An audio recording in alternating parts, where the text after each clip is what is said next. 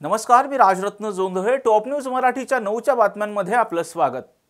24 तास नाही तर फक्त एका तासात आपण देशभरातील दिवसभराच्या महत्त्वाच्या राजकीय, सामाजिक, क्राईम आणि मनोरंजनासह इतर घडामोडींचा वेगवान आढावा घेणार आहोत. महाराष्ट्र नवनिर्माण विद्यार्थी सेनेचे अध्यक्ष अमित राज ठाकरे यांच्या नेतृत्वात 23 फेब्रुवारी रोजी पुण्यातील सावित्रीबाई फुले पुणे विद्यापीठावर मोर्चा काढण्यात येणार असल्याची माहिती मनसे सरचिटणीस गजानन काळे यांनी टॉप न्यूज मराठीशी बोलताना दिली आहे. गेली अनेक महिने, अनेक वर्ष आपण बघताय की पुणे विद्यापीठामध्ये विद्यार्थ्यांचे प्रश्न कमी आणि विद्यार्थी संघटनेचे राडे पाहताना आपण बघतोय. अशातच विद्यार्थ्यांचे प्रामुख्याने प्रश्न घेऊन अमित साहेब ठाकरे यांच्या माध्यमातून JW मॅरियट हॉटेल चौक ते सावित्रीबाई फुले पुणे विद्यापीठापर्यंत 23 फेब्रुवारीला एक हजारो विद्यार्थ्यांच्या उपस्थितीमध्ये एक धडक मोर्चा काढण्यात येणार आहे. 10 ते 12 वर्ष झाली आमचे विद्यार्थी सेनेच्या माध्यमातून मागणी करून, ज्या उद्देशासाठी पुणे विद्यापीठाची स्थापना झाली की मराठी भाषेचा प्रचार आणि प्रसार करण्यासाठी. मात्र आज मराठी भाषा भवन अजूनही 12 वर्षानंतर अर्धवट अवस्थेत आहे. तात्काळ मराठी भाषा भवन झालं पाहिजे. ग्रामीण भागातून येणाऱ्या विद्यार्थ्यांची संख्या खूप जास्त आहे आणि मागेल त्याला हॉस्टेल मिळालं पाहिजे. पण आज हॉस्टेलची क्षमता पाहता या विद्यार्थ्यांना हॉस्टेलची सुविधा मिळत नाही. किमान 1000 क्षमतेचं हॉस्टेल वसतिगृह तात्काळ पुणे विद्यापीठाने उभं करावं. या विविध मागण्यांसाठी 23 फेब्रुवारीचा मोर्चा अमित साहेब ठाकरे यांच्या माध्यमातून निघणार आहे. विद्येचं माहेरघर म्हणून ओळखलं जाणारं पुणे आता गुन्हेगारीमुळे काही दिवसांपासून चर्चेत आलंय. पुणे पोलिसांनी अंमली पदार्थाविरोधात मोठी मोहीम हाती घेत पुण्यातून तब्बल 717 किलो, दिल्लीत 970 किलो असं एकूण 1700 किलो MD ड्रग्ज जप्त करण्यात आले. पोलिसांनी या प्रकरणी आतापर्यंत 8 जणांना अटक केली असून पुणे, दिल्ली आणि सांगली जिल्ह्यात छापेमारी सुरू केली आहे.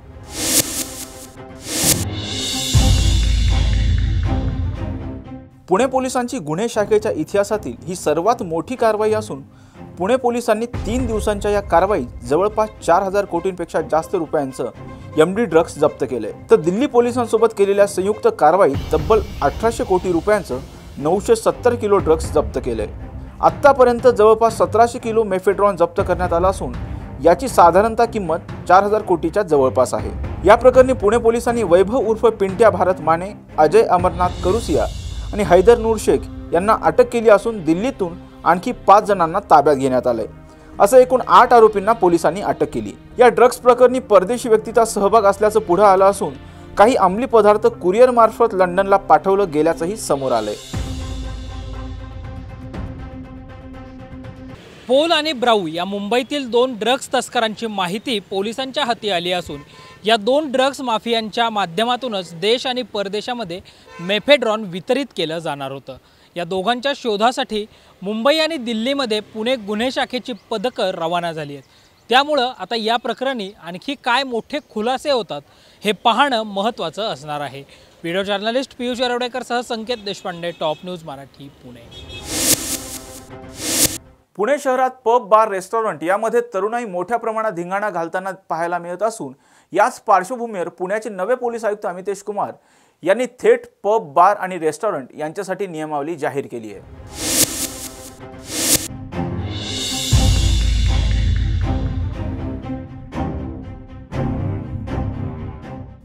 पुण्यात मोठ्या प्रमाणात तरुणाई आहे. ही तरुणाई मोठ्या प्रमाणात हॉटेल, बार आणि पबमध्ये जाऊन धांगडधिंगाणा घालत असते. दरम्यान हे बार आणि पब पहाटे 5 पर्यंत सुरूच ठेवत होते. यांच्यावर कोणतेही निर्बंध नव्हते. शिवाय पोलिसांना चिरीमिरी देऊन देखील रात्री उशिरापर्यंत हे हॉटेल सुरू ठेवले जात होते. यामुळे अशा हॉटेल, बार आणि पबसाठी पुण्याचे नवीन पोलीस आयुक्त अमितेश कुमार यांनी नवीन नियमावली जाहीर केली आहे. यापुढे पुण्यातील तरुणांचा रात्रीचा धिंगाणा थांबवण्यासाठी शहरातील हॉटेल आणि पब हे मध्यरात्री 1:30 पर्यंत ठेवण्याची परवानगी देण्यात आली. जर या कारवाईचं काटेकोरपणे पालन केलं गेलं नाही तर कारवाईचे आदेश पुणे पोलीस आयुक्त अमितेश कुमार यांनी दिले आहेत. पुण्याचे नवीन पोलीस आयुक्त अमितेश कुमार यांच्या या निर्णयाबद्दल सर्वसामान्यांना काय वाटतं जाणून घेऊयात. ती योग्य आहे, कारण की 11 नंतर म्हणजे हे 11च्या आधी सगळं बंद केलं पाहिजे, थांबवलं पाहिजे या सगळ्या गोष्टी. कारण की पब कल्चर हे एका अर्थाने चांगले, बट 11 नंतर एक्सटेंड होतं, मग महिलांच्या ह्याच्यावरती सुरक्षेवरती पण प्रश्न येतो. कारण की 11 नंतर कसं लोक म्हणजे मुलं यंग यूथ आहे ना, जो पुण्याचा किंवा इंडियाचा, तो सगळ्या या गोष्टी चुकीच्या गोष्टींकडे आकर्षित होतो. त्या गोष्टींना आहे ना वेळच्या वेळ किंवा एक टाईमचं बंधन घातलं पाहिजे, ज्याकरून ना चुकीच्या गोष्टी घडणार नाहीत. लाईक म्हणजे मुलं दारू पिऊन चुकीच्या गोष्टी करतात, लाईक म्हणजे रेप वगैरे करतात मुलींचा, या सगळ्या फालतू गोष्टी आहेत. त्यामुळं 11च्या आत जी मागणी होती ती एकदम बरोबर आहे.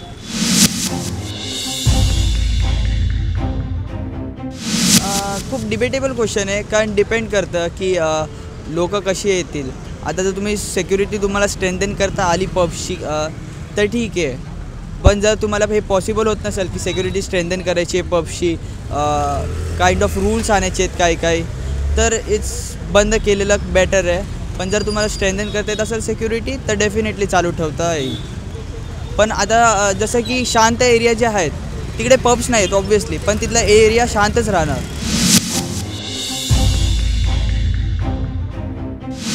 पब आणि बार हे सुरू करण्यापाठीमागं जो काही उद्देश आहे, तर ते 11 वाजता बंद होणं तसं नाही योग्य वाटत आहे.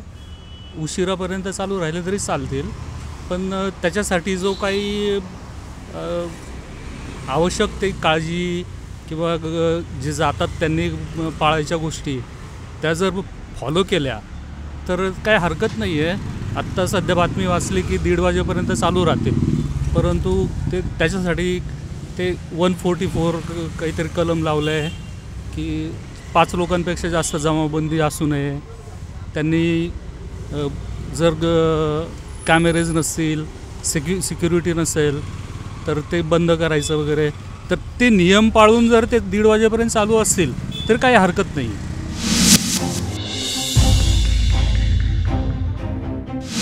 माझ्या मते ही मागणी बरोबरच आहे, कारण 11च्या नंतर म्हणजे आपण समजा 11च्या नंतर पबमध्ये असू तर आपले म्हणजे स्लीपिंग शेड्यूल्समध्ये म्हणजे स्लीपिंग शेड्यूल्स बिघडणारच आहे. त्याचा आपल्या हेल्थवरती साईड इफेक्ट होणार आहे. त्यातली त्यात समजा पब आणि यांचे साऊंड्स वगैरे जर जास्त असतील तर बाकीच्या पब्लिक एरियामध्ये पण न्यूसन्स क्रिएट होणार आहे. त्याच्यामुळे रेसिडेन्शियल एरियाजमध्ये तर नसलंच पाहिजे.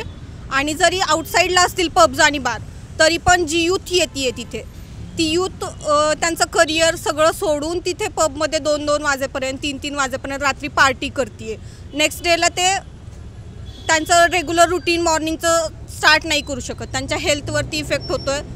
इव्हेंच्युअली त्यांना आत्ता जरी त्याचे साईड इफेक्ट्स जाणवत नसले तरी फ्युचरमध्ये किंवा जेव्हा ते वृद्ध होतील तेव्हा याचे साईड इफेक्ट्स नक्कीच जाणवणार आहेत. सो माझ्या मते ही मागणी बरोबरच आहे. मेरे अकॉर्डिंग तो होनी चाहिए, बिकॉज आजकल के जो बच्चे हैं मतलब 11-12 में उनकी एज ही क्या होती है, वो लोग भी पार्टीज़ इंजॉय करते, फिर वहाँ पे ड्रिंक, ऑब्वियसली पब जा रहे तो कौन से बच्चा ड्रिंक नहीं करता, करते ऑलमोस्ट बच्चे करते. और घर वालों को नहीं पता होती बहुत सी चीज़ें. जिसके घर वाले को पता होती ठीक है, लेकिन जिसके घर वालों को नहीं पता वो बिना बोले ही जा रहे हैं ना, वो गलत बात है. और इससे हमारे मतलब पूरा से हमारे संस्कृति जैसी कहती है, हमारे इंडिया में नहीं चलते ना वो सब की पब एंड बार, और वो भी 18 के नीचे. जब 18 के नीचे हमें लाइसेंस अलाउड नहीं है, हमें वोट करना अलाउड नहीं है, तो क्यों हमें पब जाना अलाउड है 18 के नीचे? वो मुझे लगता है वो गलत बात है. कसब्याचे आमदार रवींद्र धंगेकर यांनी सुद्धा पब संस्कृतीला आवर घालण्याची मागणी केली आहे. पाहुयात रवींद्र धंगेकर काय म्हणालेत. पुणे हे विद्याचं माहेरघर आहे. आज पुणे शहरामध्ये लाखो विद्यार्थी शिक्षणाला येतात आणि ह्याच्यावर डोळा ठेवून आंतरराष्ट्रीय अंमली पदार्थ विकणाऱ्या लोकांचा ह्या सगळ्या गोष्टीवर डोळा आहे. कालच पुणे शहरामध्ये कोट्यवधी रुपयाची अंमली पदार्थ सापडलेले आहेत.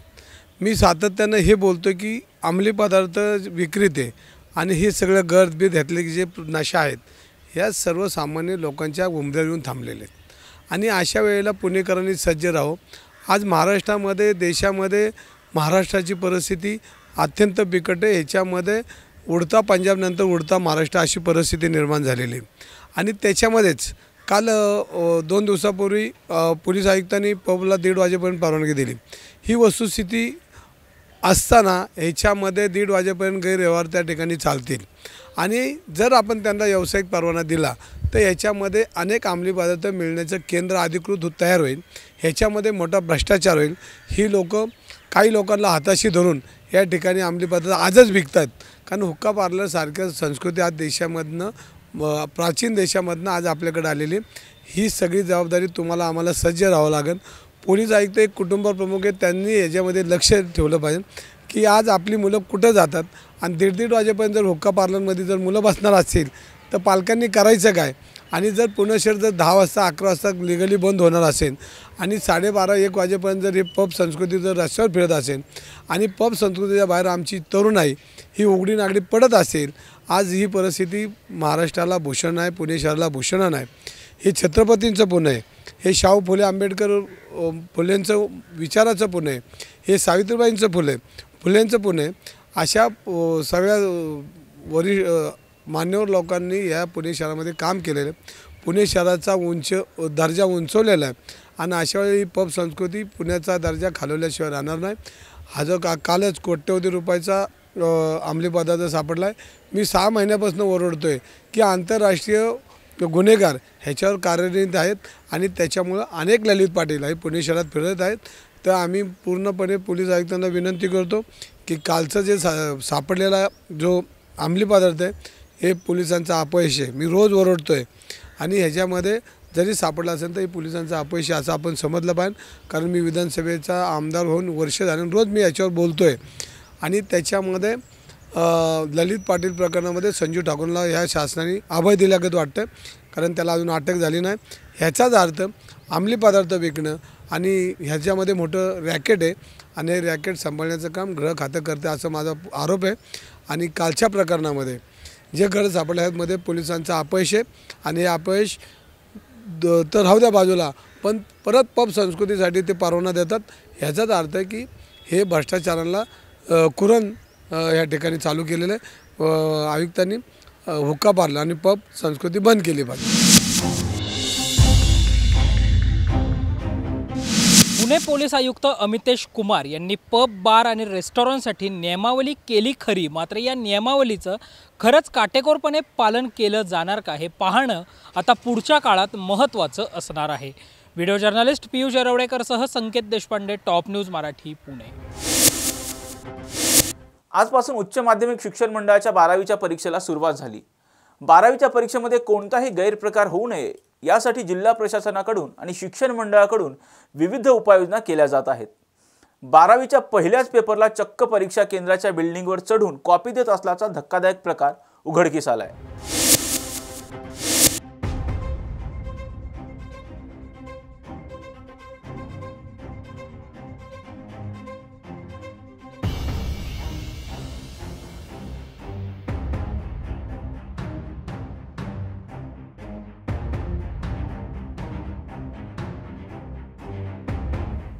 बारावीच्या परीक्षेत विद्यार्थ्यांनी कॉपी करू नये यासाठी विविध पथकं तयार करण्यात आली. 12वीचा पहिलाच इंग्रजीचा पेपर असताना कोणताही अनुचित प्रकार घडू नये यासाठी मोठा पोलीस बंदोबस्त ठेवण्यात आला होता. परंतु मोठा पोलीस बंदोबस्त असतानाही बीडमधील तेलगाव येथील सरस्वती महाविद्यालयाच्या इमारतीवर चढून परीक्षार्थी विद्यार्थ्यांना कॉप्या पुरवत असल्याचा धक्कादायक व्हिडिओ व्हायरल झालाय. विशेष म्हणजे बीडमध्ये कॉपीमुक्त परीक्षेसाठी जिल्हा प्रशासनाकडून विविध बैठका घेण्यात आल्या होत्या. तरी देखील 12वीच्या पहिल्याच इंग्रजीच्या पेपरला कॉपी पुरवत असल्याचा व्हिडिओ व्हायरल झाल्यानं प्रशासनाच्या परीक्षा नियोजनाच्या गलथान कारभाराची चर्चा सुरू झाली आहे. 12वीच्या परीक्षेतील कॉपी प्रकारावर बोलताना शिक्षण मंत्री दीपक केसरकर यांनी 12वी परीक्षेत कॉपी करणाऱ्या आणि कॉपी करण्यासाठी मदत करणाऱ्या दोघांवरही कडक कारवाई करणार असल्याचं सांगितलंय. बुलेटिनमध्ये घेऊयात एक छोटासा break. Come on guys, hurry up. यार सुन ना, एक ब्रेक ले लेते हैं. Guys, I'm telling you, तुम लोगों को सही से ट्रैकिंग नहीं आता. But that's okay, you can learn. रोज का ढक्कन देना. तो ये रेड वाला है, सही वाला देना. अबे ढक्कन. पहले तो सही पानी पीना.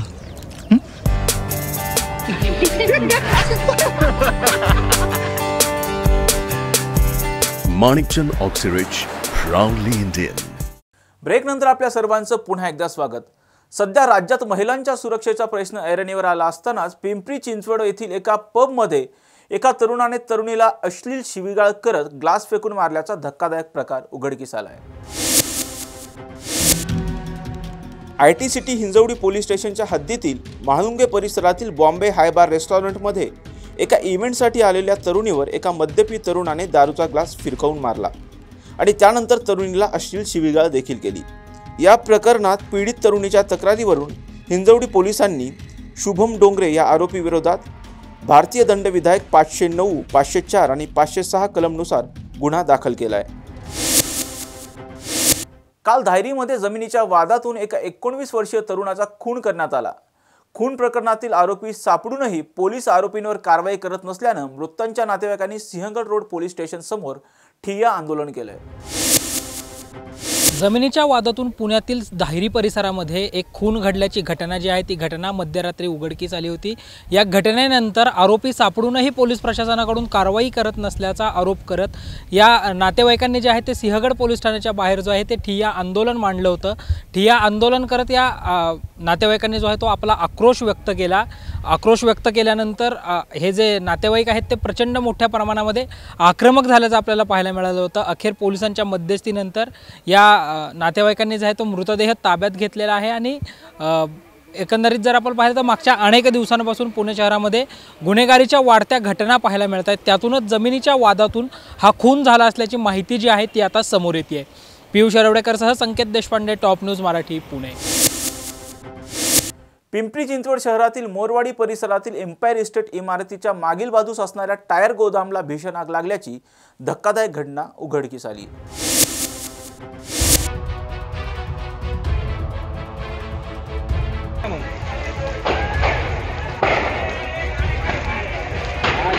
पिंपरी चिंचवड शहरातील मोरवाडी परिसरातील एम्पायर इस्टेट इमारतीच्या मागील बाजूस भीषण आग लागल्याची घटना घडली असून ही आग टायरच्या गोदामाला लागल्याचं सांगितलं जात आहे। पिंपरी चिंचवड अग्निशामक दल घटनास्थळी दाखल झालं असून या आगीमुळे मोठ्या प्रमाणात धूर झाला असून धुराचे लोट आकाशात उडत असून या दरम्यान या धुरामुळे एम्पायर इस्टेट, ऑटो क्लस्टर आणि मोरवाडी परिसरातील नागरिकांच्या आरोग्याला मोठा धोका निर्माण झाला आहे। मराठवाड्यात पुन्हा एकदा पाऊस बरसणार असल्याचा अंदाज हवामान विभागाने व्यक्त केला आहे। नमस्कार, हवामानाचा अंदाज व इशारे यामध्ये आपले स्वागत आहे। पश्चिमी विक्षोभ आता longitude 77 degree east to the north of latitude 30 degree नॉर्थवर आहे। त्याच्या प्रभावामुळे इंड्यूस सायसर म्हणजे हवेची चक्रीय स्थिती नॉर्थ वेस्ट उत्तर प्रदेशवर तयार झाले आहे। जेट स्ट्रीम अजूनही तीव्र असून ते उत्तर भारतावर आहे। अजून एक द्रोणिका रेषा हवेच्या विसंगतीच्या रूपात साऊथ ईस्ट मध्य प्रदेश पासून तमिळनाडूपर्यंत आहे। त्यामुळे विदर्भ व तेलंगणात आर्द्रता पोचत आहे, परंतु हळूहळू ही आर्द्रता पुढील 3 ते 4 दिवसात कमी होणार आहे। त्यामुळे ढगाळ वातावरणात घट होण्याची शक्यता आहे। यावरून महाराष्ट्र राज्याचे पूर्वानुमान असे असेल: राज्यात कोकण, गोवा व मध्य महाराष्ट्रामध्ये पुढील 5 ते 7 दिवस व मराठवाडा व विदर्भात पुढील 3 ते 4 दिवस हवामान कोरडे राहण्याची शक्यता आहे। 24 फेब्रुवारी नंतर मराठवाडा व विदर्भात अति हलक्या पावसाची शक्यता राहील। किमान तापमानात 21 फेब्रुवारी ते 24 फेब्रुवारीपर्यंत साधारण 3 डिग्रीने घट होईल। तसेच याच काळात कमाल तापमानात सुद्धा किंचित घट होण्याची शक्यता आहे। 24 फेब्रुवारी नंतर पश्चिमी विक्षोभ जसे पुढे येईल तसे किमान तापमानात वाढ होण्याची शक्यता आहे। पुणे व परिसरातील हवामानाचा अंदाज असा असेल: पुढील 24 तासात आकाश वेळोवेळी ढगाळ राहील। 22 फेब्रुवारी नंतर 2 ते 3 दिवस आकाश निरभ्र राहण्याची शक्यता आहे। 21 ते 24 फेब्रुवारीला किमान तापमानात साधारण 3 डिग्रीने घट होण्याची शक्यता आहे। त्याच काळात कमाल तापमानात सुद्धा किंचित घट होण्याची शक्यता आहे। 25 फेब्रुवारी नंतर ढगाळ वातावरणात वेळोवेळी वाढ होण्याची शक्यता आहे। त्यामुळे 25 फेब्रुवारी नंतर किमान तापमानात सुद्धा वाढ होण्याची शक्यता आहे।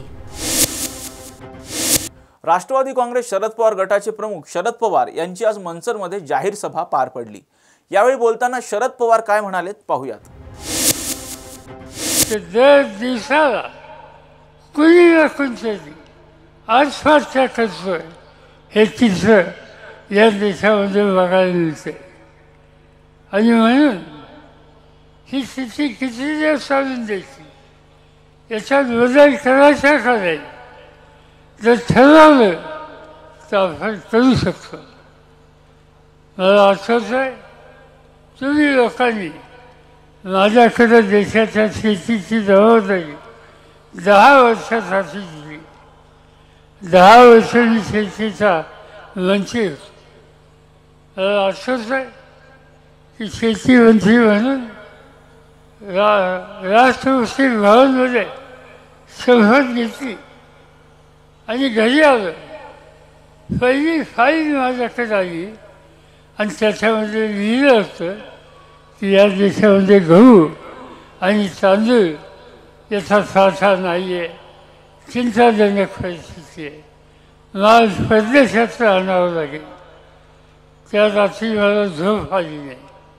मी स्वतः शेतकरी कुटुंबातला, तुम्हा लोकांच्या मदतीने आलेला आणि या देशाला शेतीप्रधान देश म्हणून ओळखलं जातं आणि परदेशातनं धान्य आणायचं.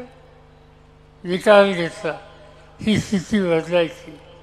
शेतीमालाच्या किमती वाढवल्या, बँकेच्या कर्जाचा व्याज दर कमी केला, थकबाकी माफ केली आणि त्याचा परिणाम हा झाला की मी ज्यावेळेला शेती खात्याची जबाबदारी सोडली त्यावेळेला या देशाच्या तुमच्यासारख्या शेतकऱ्यांनी जगामध्ये सगळ्यात जास्त तांदूळ आम्ही पिकवतो हा इतिहास केला, 2 नंबरचा गहू पिकवतो हा इतिहास निर्माण केला, 2 नंबरची साखर ही तयार करतो हा इतिहास तयार केला. आज त्याची गरज आहे. पण मोदी साहेबांना या सगळ्या गोष्टीच्या संबंधीची आस्था नाही आहे. त्यांना आस्था कशाचं आहे? पक्ष फोडलं, विरोधकांना तुरुंगात टाकलं, मोठ्या मोठ्या लोकांना. झारखंड नावाचं राज्य, त्या झारखंड आदिवासींचं राज्य, त्या आदिवासींच्या राज्यामध्ये मुख्यमंत्री काहीतरी खोटा खचला भरला आणि मुख्यमंत्र्याला आज तुरुंगामध्ये टाकलं. दिल्लीचं राज्य, केजरीवाल नावाचा मुख्यमंत्री अतिशय उत्तम राज्य चालवतो, त्याचे सरकारी राज्य चालवतात. प्रधानमंत्र्यांना आवडत नाही, त्यांच्या मनासारखं काम करत नाही. परिणाम काय? त्याच्या 2-3 मंत्र्यांना तुरुंगात टाकलं आणि मुख्यमंत्र्यांना 7 नोटिसेस या पाठवल्या. आज उद्या कदाचित त्यांनासुद्धा अटक केली जाईल. हे काय शिक्षण? मुख्यमंत्र्यांना अटक करायचं. महाराष्ट्राचे गृहमंत्री अनिल देशमुख यांना अटक केली. कशासाठी अटक केली? त्यांचा आरोप होता की त्यांनी शिक्षण संस्थेमध्ये 100 कोटी रुपये घेतले. त्यांना 6 महिने तुरुंगात टाकले. चौकशी झाली आणि नंतर सिद्ध काय झालं? 1 कोटीच्या पेक्षा कमी रक्कम ही शिक्षण संस्थेच्यासाठी घेतली हा त्यांच्याचा आरोप. स्वतः एक नवाबाचा सुद्धा त्यांनी घेतला नाही. पण 6 महिन्यात त्यांना आत ठेवलं. सामन्याचे संपादक शिवसेनेचे नेते संजय राऊत त्यांची लेखी ही राज्यकर्त्यांना आवडत नाही. परिणाम काय झाला? त्यांचा खोटा खचला भरला, त्यांना तुरुंगात टाकले. 4 ते 6 महिने त्यांना तुरुंगात त्या ठिकाणी ठेवले. याचा अर्थ एकच आहे की आजचे राज्यकर्ते त्यांच्या मनासारखी जी भूमिका कोणी करत नसेल तर सत्तेचा गैरवापर करून त्याला तुरुंगात टाकल्या ही भूमिका घेतली जाते. आणि म्हणून एक प्रकारचं आव्हान आज आपल्या सगळ्यांच्या सोबत आहे. आणि एक गोष्टी सांगता येईल, आज प्रधानमंत्री कुठं कुठं काय काय बोलतात. महाराष्ट्राचे एक मुख्यमंत्री होते, त्या मुख्यमंत्र्यांचं नाव अशोक चव्हाण. त्यांच्याबद्दल प्रधानमंत्र्यांनी कुठंतरी जाहीर बातमी केली, भाषण केलं. परिणाम काय झाला? दुसऱ्या दिवशी तिसऱ्या दिवशी अशोक चव्हाण उठले मुख्यमंत्री ज्यांना काँग्रेसने दिले ते विसरले आणि भाजपमध्ये जाऊन बसले. आज या ईडीच्या दमदाटीने, CBIच्या दमदाटीने, अटक करण्याच्या दमदाटीने पक्ष फोडणं, माणसं फोडणं, पुजारी फोडणं, त्यांना राहायचं असेल तर तुरुंगात जावं लागेल, नाही तर आमच्या पक्षामध्ये जा. एक साधी म्हण त्यांनी अलीकडची हल्ली भ्रष्टाचारांचा एक नारा आहे. भ्रष्टाचारांचा नारा तुरुंगापेक्षा भाजपवर आणि म्हणून तुरुंगापेक्षा भाजपवर ही भूमिका आज या देशामध्ये अनेक राज्याचे नेते हे स्वीकारायला लागलेले आहेत. आज या प्रकारची स्थिती आज या देशामध्ये या राज्यकर्त्यांनी केलेली आहे. त्याच्याशी संघर्ष करण्याच्या बद्दलची भूमिका ही आपल्या सगळ्यांना ही करावं लागेल. महाराष्ट्रामध्ये आपण लोकांनी पक्ष उभा केला. राष्ट्रवादी काँग्रेस पक्षाची निर्मिती तेव्हा लोकांच्या पाठीवर आम्ही लोकांनी केली. तो पक्ष फोडला. आज त्या पक्षाचे लोक बाहेर गेले, फोडले गेले. अनेक लोक आहेत ज्यांना निवडून पण दिलं. निवडणुका मागच्या 18 आज मागच्या निवडणुकीमध्ये आपल्या जिल्ह्यामध्ये जुन्नर असो, आंबेगाव असो, खेड असो, इंदापूर असो, बारामती असो, इथल्या सगळ्या निवडणुकीमध्ये राष्ट्रवादीचे उमेदवार हे यशस्वी झाले. हे उमेदवार कुणाच्या नावाने निवडणूक लढत होते, कुणाचा फोटो हा निवडणुकीमध्ये त्यांनी वापरला. आणि हे सगळं माहीत असताना आज कुठून तरी दमदाटी आली, भीतीचं संकट आलं, तुरुंगात टाकायची धमकी आली की असे अनेक लोक पक्ष सोडून आज दुसऱ्या बाजूला गेलेलं हे चित्र आपल्या सगळ्यांना दिसतं. आणि म्हणून आज आपल्याला जागं व्हावं लागेल. मला आश्चर्य वाटतं की अनेक ठिकाणी तुमच्या जिल्ह्यामध्ये, तुमच्या तालुक्यामध्ये अनेक लोकांनी माझ्याबरोबर काम केलं, प्रामाणिकपणे काम केलं. अण्णासाहेब आवटे होते, माझ्या आईबरोबर त्यांनी काम केलं. आणि माझ्याबरोबर काम करणारे दत्तात्रय वळसे पाटील होते, अनेक सरकारी सांगतायची विठ्ठलराव वानखेडे होते, बाबूराव दादा बांगर होते, CB सैद होते, मास्टरराव दादा जाधव होते. आज हे लोक नाही आहेत. पण या लोकांचं वैशिष्ट्य काय होतं? वैशिष्ट्य होतं निष्ठा होती त्यांच्याकडे. निष्ठेची तक्रार ही त्यांनी कधी केली नाही. अनेक गोष्टी सांगायची. एका बाजूनं या तालुक्यानं निष्ठा देणारे दत्तू भाटलांच्यासारखी आमच्या सरकारने आणले, जन्मभर साथ दिली. आणि आज काय बघतो आम्ही, ज्यांच्या हातामध्ये सत्ता आहे, दत्तू भाटलांचा वारसा आहे, त्यांनी काय केलं? त्यांना काय द्यायचं ठेवलं, काय कमी द्यायचं ठेवलं? विधानसभा दिली, मंत्रिपद दिलं, अनेक मंत्रिपदं दिली, विधानसभेचं अध्यक्षपद दिलं, देशाच्या साखर धंद्याचं सवर्ण हिंदुस्थानचं अध्यक्षपद दिलं, अनेक संस्थेमध्ये काम करण्याच्या संबंधीची संधी आणि प्रतिष्ठा दिली. आणि एवढं सगळं दिल्याच्या नंतरसुद्धा दत्तू भाटलांच्यामध्ये जी निष्ठा होती त्या निष्ठेची एक 5% निष्ठा आज निघून जाण्याच्या संबंधीची भूमिका घेतल्याच्या नंतर या नेतृत्वाने दिली. आणि म्हणून जे निष्ठेला प्रामाणिक राहत असतील, आम्हा लोकांच्या निष्ठेला साथ देत असतील, ते तुला सत्तेमध्ये निवडून देणाऱ्या नागरिकांची सुद्धा निष्ठा ठेवणार नाहीत. ही भूमिका आपल्या सगळ्यांना लक्षात ठेवावं लागेल. आणि हे चित्र बदलायचं असेल तर आपल्याला जागं व्हावं लागेल. येईल निवडणूक, लोकसभेची निवडणूक होईल. आधीच्या आमच्या सरकारने सांगितलं की आज बुलेटिनमध्ये घेऊयात एक छोटासा break. Come on guys, hurry up. अरे सुन ना, एक ब्रेक ले लेते हैं. Guys I am telling you, तुम लोगों को सही से ट्रैकिंग नहीं आता, but that's okay, you can learn. रोज का ढक्कन देना. ये रेड वाला है, सही वाला देना. अबे ढक्कन, पहले तो सही पानी पीना.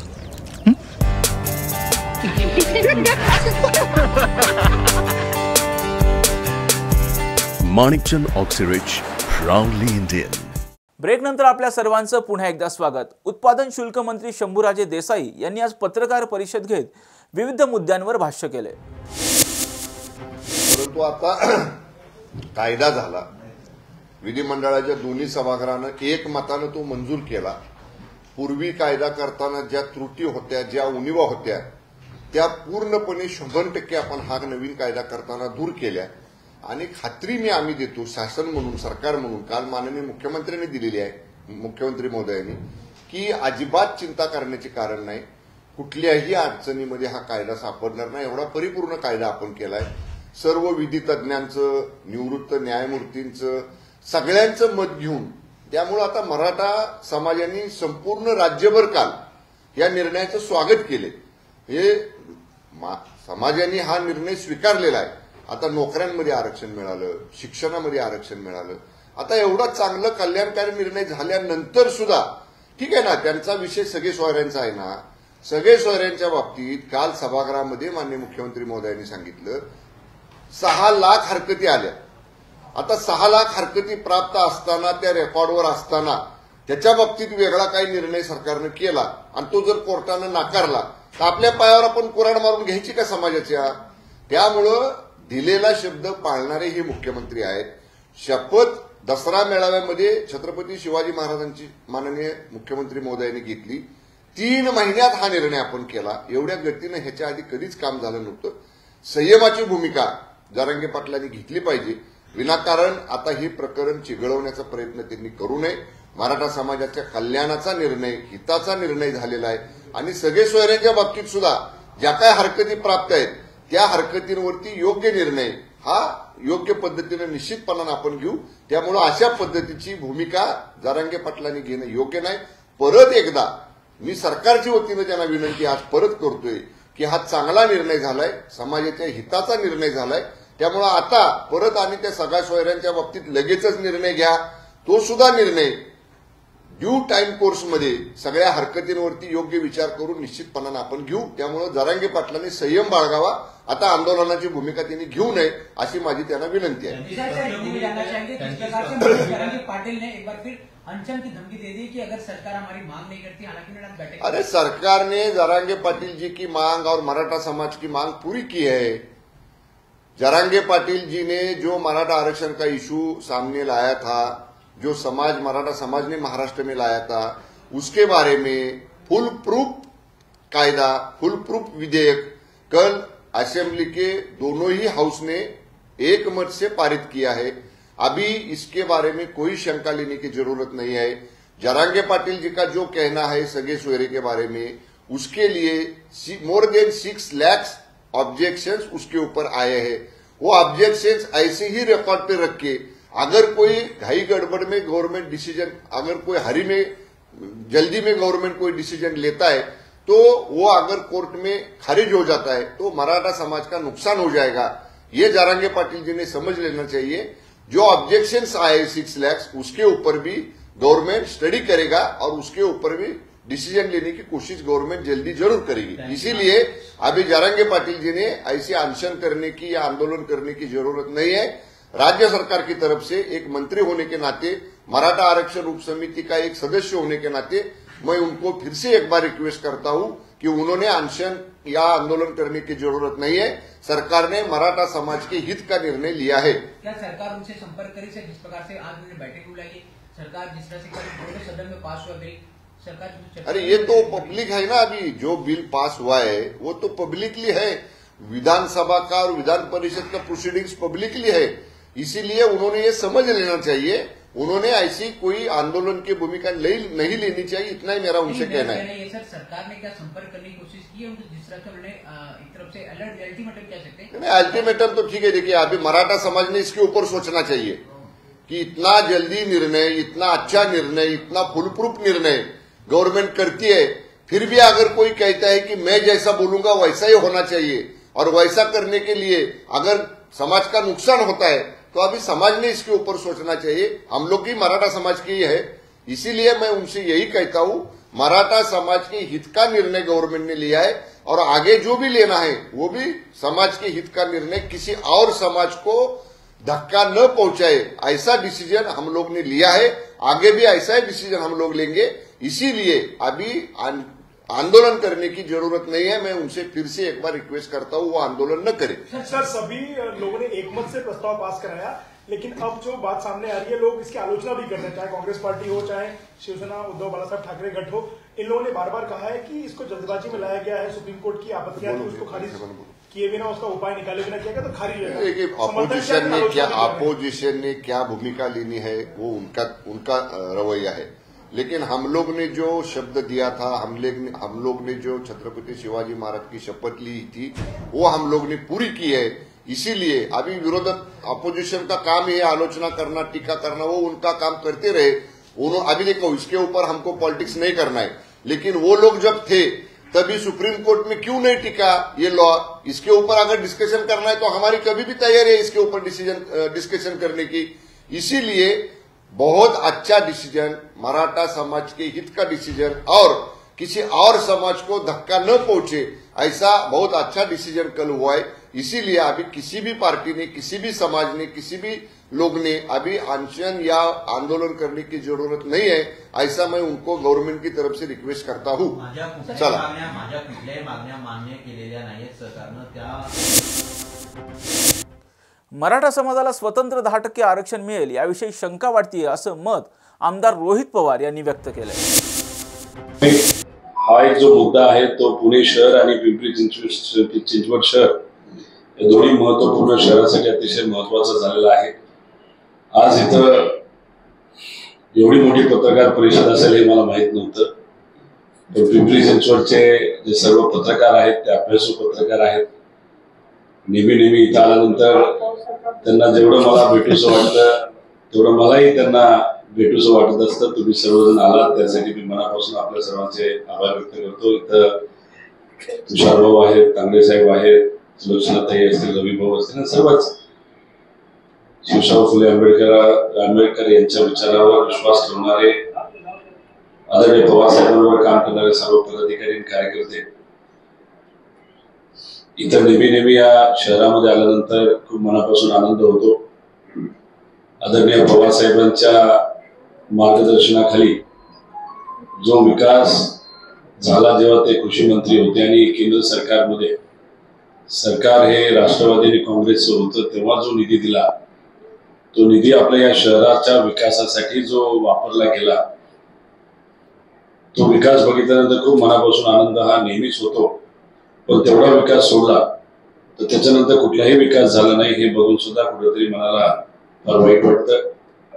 काल पिंपरी चिंचवडचा बजेटचा दिवस होता, अधिकाऱ्यांनी बजेट मांडलं, अपेक्षा होती की तिथं नगरसेवक असावेत, पण नगरसेवक काय आपल्याला तिथं देता आले नाही। त्याचं मुख्य कारण असं, भाजपचाच एक जळगावचा कार्यकर्ता हा कोर्टात गेल्यामुळे ओबीसी समाजाचं राजकीय आरक्षण हे अडकल्यामुळे आणि त्या गोष्टीचं कारण देऊन महाराष्ट्रामध्ये जिल्हा परिषद, महानगरपालिका, नगर परिषद याच्या सर्व इलेक्शन त्या अडकलेल्या आहेत।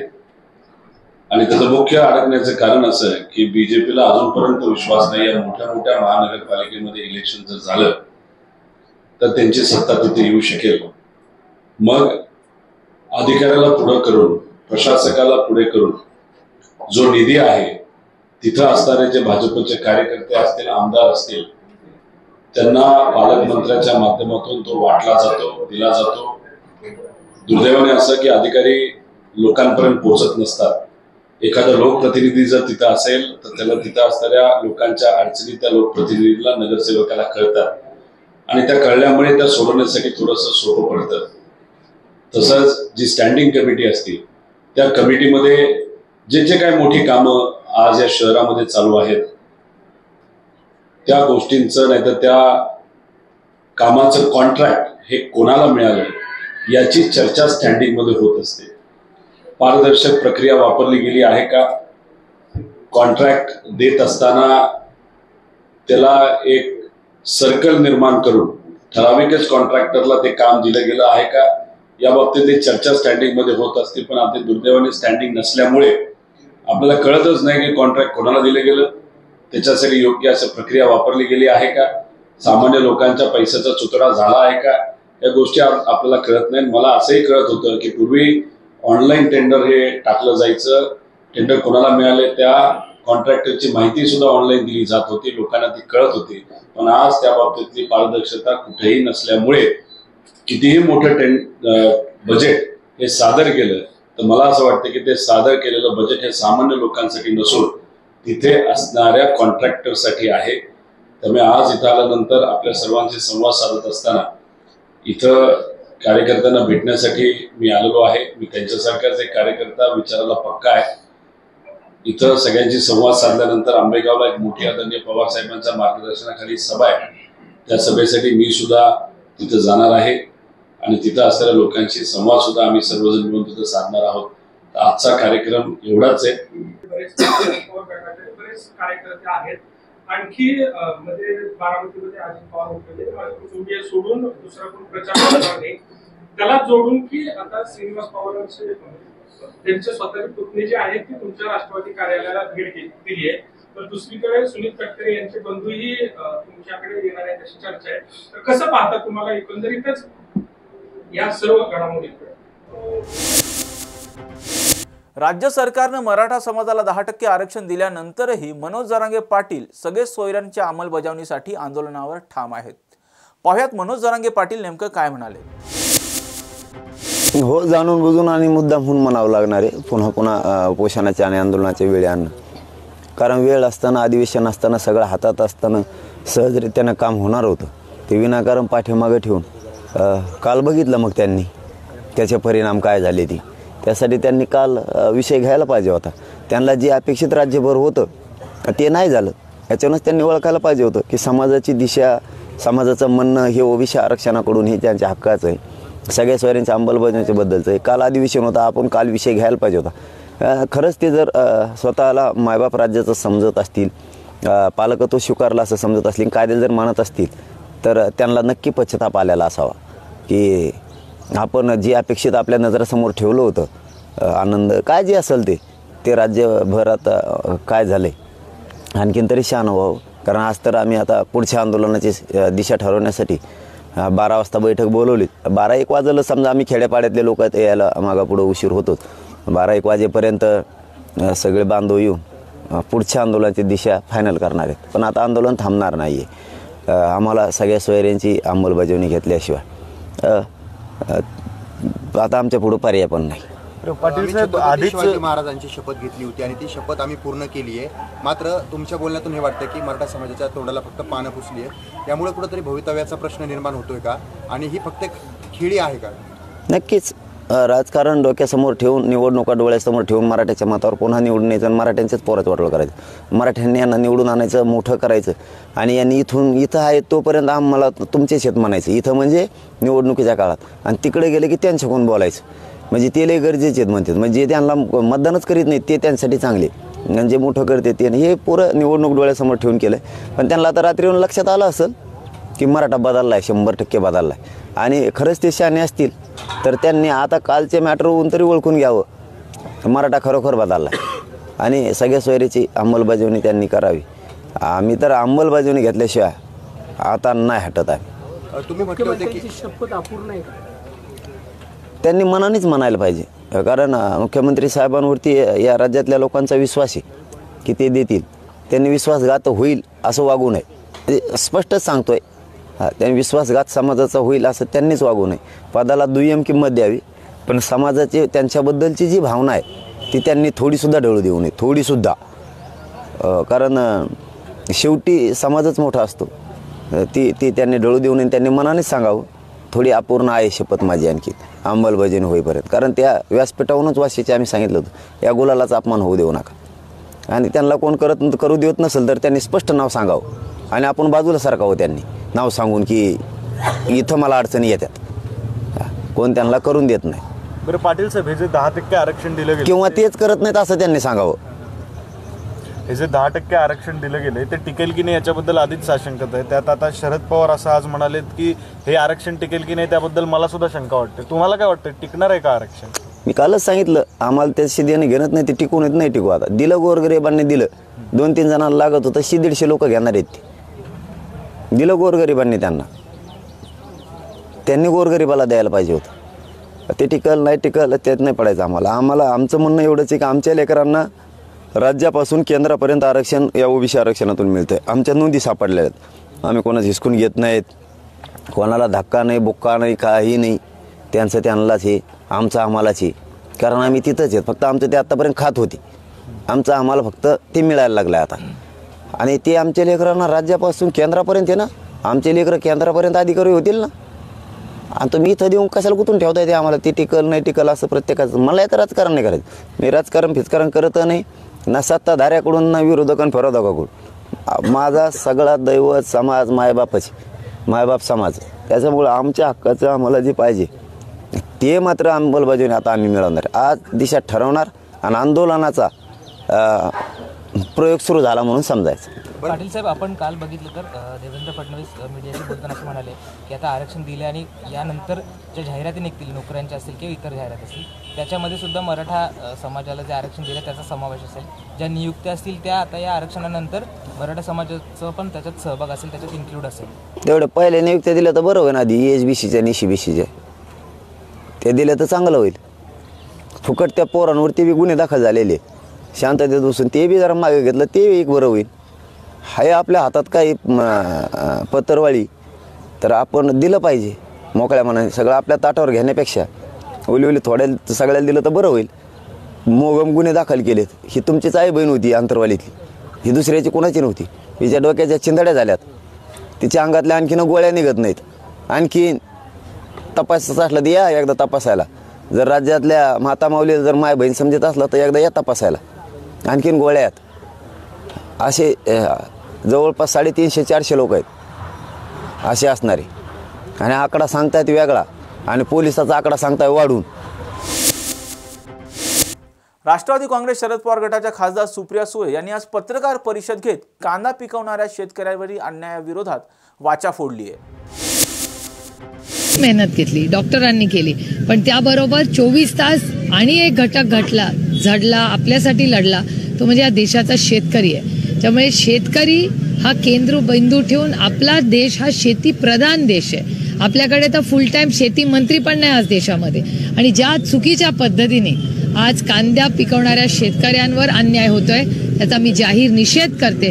आणि मागच्या आठवड्यामध्ये ज्या पद्धतीने सगळ्यांनी सेलिब्रेट केलं, आम्हालाही आश्चर्य वाटलं की अरे मागच्या आठवड्यात म्हणलं आम्ही शेतकऱ्यांच्या बाजूने निर्णय घेणार, परत एकदा U-टर्न. म्हणजे शेतकरी आले की कर्जमाफी हे करणार नाही. मोठे उद्योगपती, मला अजून फायनान्स मिनिस्टर आपले महाराष्ट्रातले जे MOS आहेत स्टेटचे, त्यांनी स्टेटमेंट ऑफिशियली पार्लमेंटमध्ये दिलंय की 10 लाख कोटी रुपये, प्लीज नंबर बघा, 10 लाख कोटी रुपयाचा NPA झाला होता, तो आम्ही माफ केलेला आहे.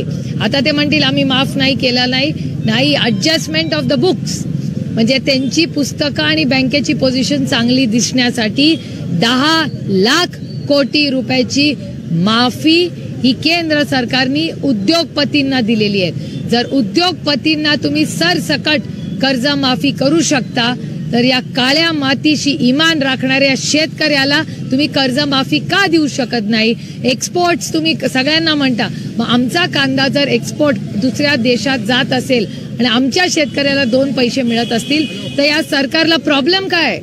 म्हणजे शेतकऱ्याचा सगळ्यात विरोधी सरकार कुठलं असेल तर आजचं केंद्र आणि महाराष्ट्राचं सरकार आहे. आणि मला महाराष्ट्र सरकारला विचारायचंय की असं काय नाशिक जिल्ह्यावर तुमचा आणि शेतकऱ्यांवर एवढा रोष कशासाठी?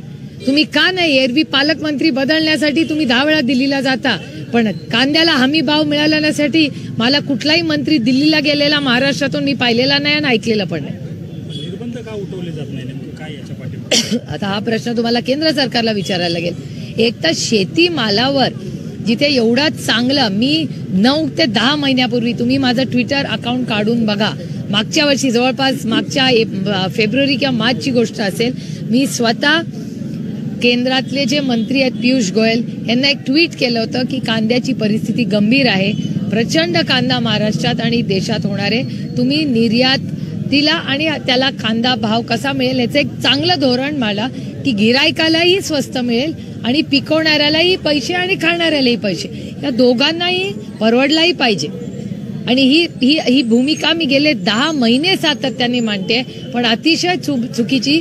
नुसता कांदा नाही, कांदा, सोयाबीन, कपास, इथेनॉलची पॉलिसी, या 4ही पॉलिसीमध्ये आणि अनेक ज्या शेतकऱ्यांच्या पॉलिसीज आहेत त्याच्यात अतिशय चुकीची भूमिका ही केंद्र आणि महाराष्ट्र सरकार करत आहे. आणि कोणीही या शेतकऱ्याला न्याय मिळवण्यासाठी महाराष्ट्र सरकार काहीही प्रयत्न करत नाही. अजित पवार यांच्या पुढे युगेंद्र पवार यांनी शरद पवार सोबत जाण्याचं ठरवलं आणि त्यांचा प्रचार करण्याची याची माहिती मिळते की याच्यामध्ये तथ्यता आहे का? मी तर आता दौंडमध्ये आहे, पण अर्थातच आमच्या कुटुंबामध्ये एकतर आमच्या कुटुंबाला कोणीही राजकारणात खेचू नये अशी माझी विनंती आहे. आणि आमच्या घरातली मुलं जर काही करू पाहत असतील, एक तर युगेंद्र हा एक हुशार मुलगा आहे, तो अमेरिकेतूनही शिकून आलेला, अतिशय सुसंस्कृतपणे आणि चांगल्या पद्धतीने तो व्यवसायही उत्तम पद्धतीने करतो आणि त्याच्यामुळे तो जर गाठीभेटी घेत असेल तर त्याच्यात गैर काय. तुमचा प्रचार करणार असल्याचं नाही, माझा जर तो प्रचार करणार असेल तर मला मनापासून आनंदच होईल, कारण का ते एक अतिशय धोरणात्मक, त्याला विषयांचा प्रचंड अभ्यास आहे. युगेंद्र एक अतिशय उत्तम फॅक्टरीही चालवतो, त्याच्यामुळे शेतकऱ्यांची त्याची नाळ अतिशय जवळून जोडलेली आहे. आणि त्याचबरोबर तो शेतीही चांगली करतो, तो कारखानाही चांगला बघतो, तो माझ्या भावाच्या बरोबर अतिशय चांगल्या पद्धतीने माझ्या भावाला व्यवसायामध्ये प्रचंड मदत करतो. अतिशय सुसंस्कृत उच्च शिक्षित हा मुलगा, शेतीची त्यांनी जी नाळ जोडली आहे त्याचा आम्हाला सार्थ अभिमान आहे. आणि त्याच्यामुळे त्याच्याच बरोबर जर तो ऑफिसमध्ये येत असेल तर त्याच्यात गैर काय. त्याच्यामुळे फार तुम्ही त्याचा काही विचार करू नये. आमची मुलं शिकतायत, काहीतरी करू पाहतायत आणि ऑफिसमध्ये आला म्हणजे उद्याच तो काय राजकारणात उतरतोय असं नाही. तोही त्याला अधिकार आहे ना. पक्षाचा एक विचारधारा असते आणि एका विचारधारेमध्ये जर त्यांनी काही त्याचं मत मांडलं असेल तर त्याच्यात गैर काही. लोकशाही हो, लोकशाहीमध्ये प्रत्येकाला आपला निर्णय घ्यायचा अधिकार आहे. नाही नाही हो, असं अजिबात नाही. असं का आपण निगेटिव्ह बोलावं. ही लोकशाही हो, ही वैयक्तिक काहीच विषय नाही. आणि माझी सगळ्यांना विनंती आहे की आमच्या कुटुंबात आम्ही जे 2-3 लोक ह्याच्यात आहोत राजकारणात, त्यांच्याबद्दल आमच्याबद्दल बोला, पण आमची बाकीची सगळी जी फॅमिली आहे त्यांची प्रायव्हसी किंवा त्यांची जी कामं आहेत ती खरंच स्वतःच्या कर्तृत्वावर सगळे करतात. त्याच्यामुळे त्याच्यावर भाष्य करणं किंवा मला माझ्या फॅमिलीला ह्याच्यात ओढणं हे माझ्याकडून चूक होईल. बुलेटिन मध्ये घेऊयात एक छोटासा break. Come on guys, hurry up. अरे सुन ना, एक ब्रेक ले लेते हैं. Guys I am telling you, तुम लोगों को सही से ट्रैकिंग नहीं आता, but that's okay, you can learn. रोज का ढक्कन देना. ये रेड वाला है, सही वाला देना. अबे ढक्कन, पहले तो सही पानी पीना.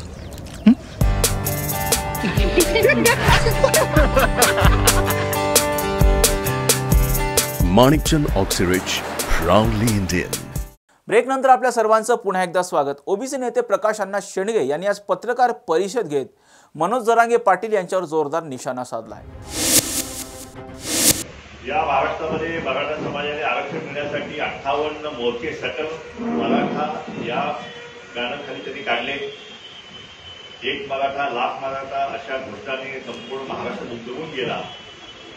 लाखांचे मोर्चे अतिशय शांतताप्रिय आणि अतिशय शिस्तबद्ध असे मोर्चे काढले आणि त्यावेळी त्यांनी मागणी केली होती की आम्हाला कुणाच्याही आरक्षणात धक्का न लावता आम्हाला 50% वरचा वेगळा प्रवर्ग करून आम्हाला 50% वरचं ओपन कॅटेगरीचं आरक्षण द्यावं ही त्यांची मूळ मागणी होती. त्या मागणीनुसार देवेंद्र फडणवीस सरकारने त्याच्यातील राणे साहेबांनी सुद्धा शिफारस केली होती 16% आरक्षण देण्याची, पण ते आरक्षण हायकोर्टमध्ये टिकू शकलं नाही. देवेंद्र फडणवीस साहेबांनी सविस्तर त्या ठिकाणी मराठा समाजाचं सर्वेक्षण केलं आणि त्या ठिकाणी त्याला गायकवाड कमिशनच्या माध्यमातून महाराष्ट्रात संपूर्ण महाराष्ट्रात मराठा समाजाचं सर्वेक्षण करून त्याने तो अहवाल घेऊन विधानसभेमध्ये कायदा पारित केला, एससीबीसीचा कायदा, आणि मराठा समाजाला आरक्षण जे आहे ते आरक्षण त्यांनी दिलं. परंतु ते आरक्षण जे आहे ते हायकोर्टमध्ये टिकलं, परंतु सुप्रीम कोर्टामध्ये मात्र ते आरक्षण टिकू शकलं नाही. आणि सुप्रीम कोर्टाने स्पष्टपणे त्यावेळी त्याने असे रिमार्क्स मारले की महाराष्ट्रातला मराठा समाज हा मागासवर्गीयांचे निकष पूर्ण करत नाही. हा समाज फॉरवर्ड समाज आहे, पुढालेला समाज आहे. आणि त्यामुळे गायकवाड कमिशनने केलेला जो निष्कर्ष जो आहे की मराठा समाज मागासलेला आहे तो सुप्रीम कोर्टाने फेटाळून लावला. आणि त्याच्यानंतर 50% वरचं जे आरक्षण जे आहे ते सुद्धा इंदिरा साहनीच्या केसमध्ये त्या ठिकाणी 50% वरचं आरक्षण देता येत नाहीये. आणि म्हणून त्यांनी वरचं आरक्षण जे आहे ते 12% 13% केलं होतं हायकोर्टने, ते सुद्धा त्यांनी रद्द करून टाकलं. आणि त्यानंतर मात्र मराठा समाजाच्या आरक्षणाचा प्रश्न जरांगे साहेबांच्या आंदोलनाच्या माध्यमातून पुन्हा ऐरणीवर झाला. आणि त्यावेळी त्यांच्या माध्यमातून अनेक अशी उग्र आंदोलनं जी आहेत पहिल्यांदा महाराष्ट्रात अनुभवली. त्यामध्ये आमदारांची सुद्धा घरं जाळण्याची, ऑफिसेस जाळण्याची, कार्यकर्त्यांची, ओबीसीच्या कार्यकर्त्यांचे हॉटेल्स, रेस्टॉरंट, गाड्या फोडणे, हे सगळं असे प्रकार जे आहेत ते या ठिकाणी झालेले आहेत. अंतरवाली सराटीमध्ये लाठीचार्ज झाल्यानंतर मराठा समाज हा अतिशय उग्रपणे आंदोलन त्या ठिकाणी केलं. आणि त्या सगळ्याची परिणती म्हणून त्या ठिकाणी निजाम काळातील नोंदणी ज्या आहेत, निजाम काळामध्ये आम्ही कुणबी होतो आणि कुणबी हे ओबीसीमध्ये आहेत, तर निजाम काळाच्या नोंदी शोधून काढून जे कुणबी आहेत त्यांना कुणबी द्यावे अशा प्रकारची मागणी समोर आली. आणि ती महाराष्ट्र शासनाने मागणी केली, शिंदे समितीची नेमणूक केली. आणि त्या शिंदे समितीमार्फत त्यांनी निजाम काळातील काही नोंदी त्याला सापडला. माझ्यामध्ये 22,000 की 28,000 असा काहीतरी आकडा तो आहे. तर त्याच्यानंतर मग मात्र त्यांनी त्या मागण्या बदलत गेल्या आणि पुन्हा संपूर्ण महाराष्ट्रावर त्यांनी मागणी केली. सरसकट मराठा समाजाला आरक्षण दिलं गेलं पाहिजे, हे कुणबी दाखले दिले गेलं, अशीही मागणी समोर आली. आणि त्या माध्यमातून त्यानंतर महाराष्ट्रातील ह्या शिंदे समिती महाराष्ट्रभर त्या ठिकाणी नोंदी तपासल्या. आणि त्या नोंदी जवळपास 57 लाख नोंदी ज्या आहेत त्या आढळून आलेल्या आहेत. अशा प्रकारे शिंदे समिती आणि सरकारने सुद्धा त्यावेळी नमूद केलं आहे. कलेक्टरला सगळ्यांना त्याने आदेश दिले गेले की तुम्ही ह्या नोंदी ज्या आढळून आलेल्या आहेत त्यांना सर्टिफिकेट देण्याचं सुद्धा त्यांनी आदेश दिले गेले. जात पडताळणीचा जो सर्टिफिकेट देण्याचा कायदा जो आहे किंवा जी नियमावली आहे ती नियमावली सुद्धा बदलण्याचा जो आहे तो प्रयत्न सरकारने केला की जेणेकरून त्याला ताबडतोब ते कुणबीचे दाखले द्यायला पाहिजे. आणि अशा प्रकारे कुणबी दाखले घेऊन ओबीसीमध्ये येण्याचा जो आहे 56 लाख 57 लाख मराठा समाज आणि त्याच्यामध्ये सगळे सोयरे आणि गणगोत आणि शपथपत्र असे 3. आजच्या 9च्या बातम्यांमध्ये इथेच थांबण्याची वेळ झाली. पाहत राहा टॉप न्यूज मराठी. आपला महाराष्ट्र, आपली बातमी.